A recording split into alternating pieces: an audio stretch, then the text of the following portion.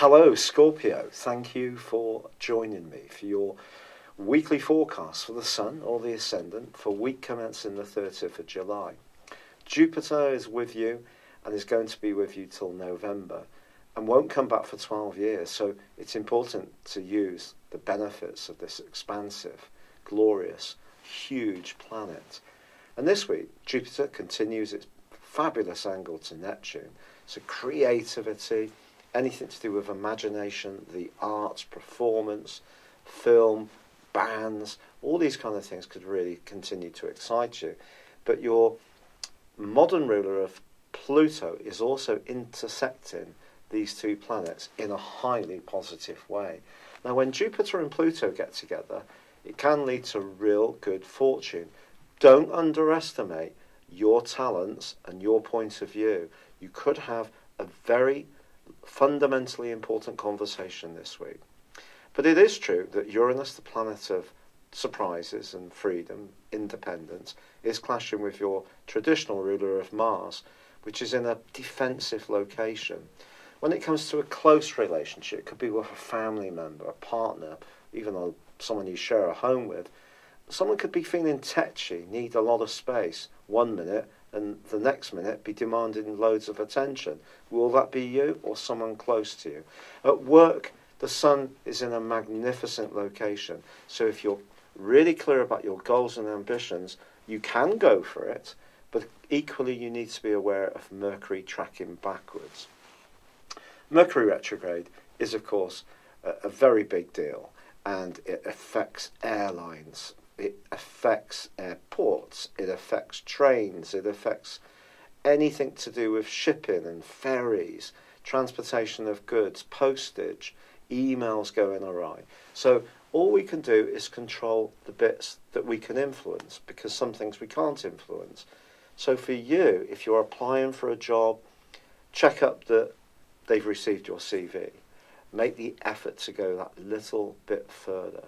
Or if there is something that you're not quite happy with in your working environment, try to get clarity with the person in charge. Be aware that your sense of frustration and even sense of injustice can be quite high if you take something personally and you're more emotional in your responses. And also at the end of this week, there is a quarter moon in your opposite sign of Taurus, which squares up to the Sun in Leo, which again means that someone influential may not quite get where you're coming from. Don't try too hard, be natural, but also be attuned to what their expectations are and what they want from you. But an interesting week, and that gorgeous angle between Jupiter and Pluto is just set for you to really make some kind of significant move forwards. It's been a real pleasure being with you. Thank you for joining me. I'd love it if you would like, comment, or subscribe to this channel if you've yet to do so. Thank you. Hi there, Scorpio. Thank you for joining me for your monthly forecast for July. This month begins with the Sun in a part of your horoscope that's to do with exploration, to do with change, to do with creating more excitement and stimulation. Now, this is allied to a combination of Venus and Mercury, who are gathered together initially in a very visible part of your situation, the 10th solar house. Some of the instincts you can get about change could relate to your worldly interactions, your work, or even where you live. So some property matters could be under consideration too. And one of the things that could also be making you restless is that your traditional ruler of Mars is in a very tender, emotional part of your situation, which can make you a little bit more reactive to your everyday environment and the events within it and your own emotional flow. Now, of course, Uranus, the planet of the unexpected, which is in fact exalted in your sign, so you have a good sense of the benefits of Uranus, well, that's now in your sector of relating, and has been since the middle of May. Now, Uranus is going to actually be forging a very positive link with Saturn throughout the spine of this month. Saturn, of course, is about stability. It's more about the glue that holds everything together. For sure, it can be limiting. And your thoughts about your immediate locality or about some relationships with siblings, for example, may have seemed a little bit more restricted. But these two are forging a lovely angle all this month, which suggests that if you do consider change, it can actually be for the good. It can be structured change, which you can research, think things through carefully, and move, but in a way that gives you a sense of control. Now, from the 3rd through to the 7th, Mercury is in opposition to Mars. Now, because Mars is in this very restless, tender, emotional zone, it's possible that your desire to get ahead around a goal could have an impact on someone close to you, or in terms of your own personal time and energy to look after and nurture the foundations of your existence. But because Mercury and Venus are sparkling so brightly for you, someone can recognise your talents, recognise your ability, and this could give you some options. But options, of course, can at times seem a little stressful. So just be conscious of that. But then in week 2 of this month, your modern ruler of Pluto goes face to face with the Sun. Now this is really fascinating. The Sun is in that part of your horoscope to do with growth, expansion, travelling, higher education, new ideas, philosophy, and in some ways the law, certainly to do with agreements with people. And the Sun and Pluto being in opposition suggests that there could be some kind of push-pull going on, perhaps within yourself or perhaps within someone you encounter. For example, there may be part of you that does want to make some changes, but because of the fixed quality of your sign, there's another part of you that can feel a little fearful about that. This all works towards the partial solar eclipse at the 13th, which will provide a backdrop for the next 6 months. And this is kind of saying to you that I think your thinking could be in a state of flux for the rest of this year. But I don't want you to think that this is necessarily a bad thing. I think it's just going to be generating a lot of ideas for you, but it may seem in order to gain something, you'll have to give something else up.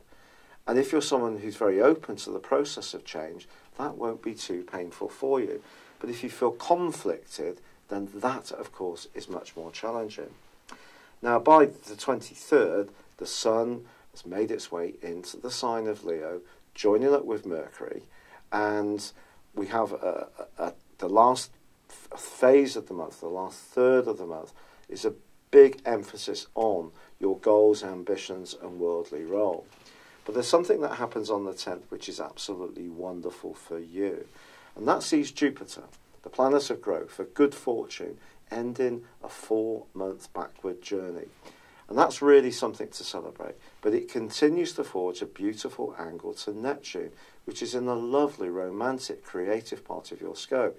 So this suggests if you take the initiative and inject your enthusiasm, creativity and flair into this thinking that you're going to be having, that's seeing you perhaps oscillating between different options, it can help to inform you in a very positive way. Now, the Sun moving into the sign of Leo can suggest that you also have more interaction with people in positions of influence. That doesn't necessarily mean that everyone you encounter is going to be your cup of tea. And the 26th sees Mercury go into a retrograde through to the end of the month in the same sector. And if you do apply for a job, there can be last-minute cancellations, changes of plan. If you go in to do something about real estate, that also could prove to be a little bit frustrating. If you are asking for the point of view of someone senior in your world, a family member or a trusted friend, remember they may have a point of view that you don't necessarily like. And they do generally think you're going to be a bit feistier about the exchange of ideas throughout this month and the months to come on the back of this partial solar eclipse. But then on the 28th of this month, we have a really potent lunar eclipse. But this occurs in Aquarius, and it is going to be combining with Mars. Now, this is something that is going to require a degree of care, because Mars in your 4th house is already volatile, potentially, can see your mood's quite changeable. Put the moon there as well. And, of course, this is going to feed in terms of a polar axis with the solar eclipse for the next 6 months. You can see that any ideas that you're having to change your world can have quite an impact on your emotional self, being an interaction within important people. But the Sun is actually alongside the North Node, which is very much to do with your point of destiny in terms of what you want. I think sometimes we have to recognise that if we do change things in life, there may be some pain before we get the gain. But one of the things I haven't told you about is that when Jupiter went forwards on the 10th, well, Venus, the planet of love, that went into a glorious location for you, your sector of friendship. And in the last week of this month, Venus forges a fab angle to Pluto. And I think it's entirely possible that a conversation can be had towards the end of this month which really does uplift you. If you're looking to meet someone romantically, this is a terrific angle. And I think generally on that front, if you do find yourself talking to lots of different people, try not to be too hidebound in terms of your set ideas. If you've had ideas in the past, even though they may still be important to you, still give yourself a little bit of wiggle room when you talk to others, because you might discount a potential player romantically who's actually very different to you in some ways, but in some key areas you can have a real sense of connection, which actually could be brilliant, and having those differences can prove to be really enlightening. So avoid dogmatism. I think that's a really important piece of advice for you in terms of any kind of relationship. But I do think July can give you the opportunity to look to make changes, especially around career, where you live, or your home life, and also around your thinking. And there's every chance you're going to be on the move. And that movement, that travel, can prove to be very, very exciting. But do give yourself some opportunities to tune out, rest, recuperate, regenerate your energy.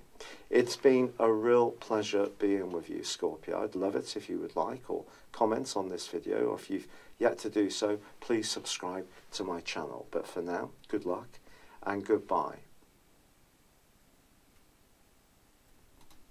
Hello, thank you so much for watching my video. I'd love you to join me at my Horoscope Ace app. You can find this at www.horoscope-ace.com. You can use it through Android, iOS, Apple, or Facebook. Check out your ascendant or your moon sign, or download your free birth chart. There's all your favourite videos, plus there are daily, weekly, monthly and yearly horoscopes for general, love, Chinese and Indian astrology. If your passion is tarot, there's my brilliant 3-card money or love tarot readings too. And it's all there at www.horoscope-ace.com. Thank you.